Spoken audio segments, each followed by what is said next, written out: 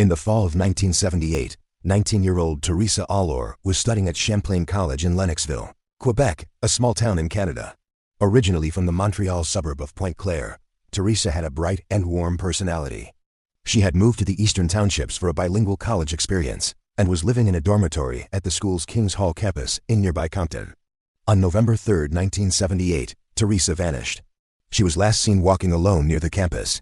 Her disappearance raised alarms, especially among her family, but the college staff and local police initially treated the situation as a likely runaway case. This assumption, common at the time, resulted in minimal immediate search efforts. Theresa's belongings were still in her room, and her friends reported nothing unusual in her behavior.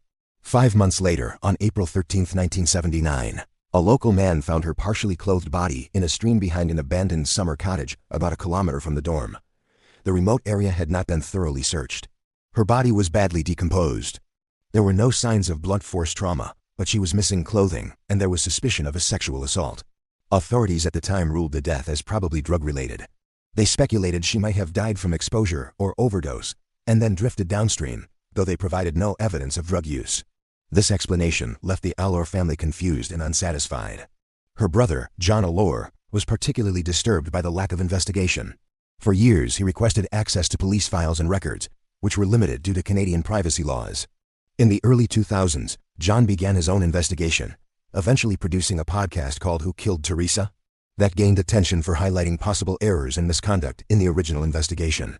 He discovered a disturbing pattern of unsolved deaths and disappearances involving young women in the same region from the late 1970s to the early 1980s. Many had disappeared under similar circumstances near colleges or isolated roads.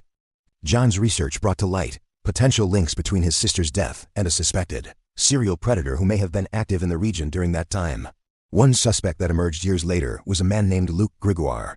He had a history of violent sexual offenses and was convicted of murder in 1993. At the time of Theresa's death, he was known to be in Quebec and had ties to the area.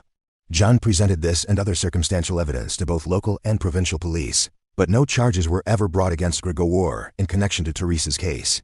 In 2015, Gregoire died in prison of natural causes. In 2018, the case was officially reopened following years of pressure from the Allore family and public support.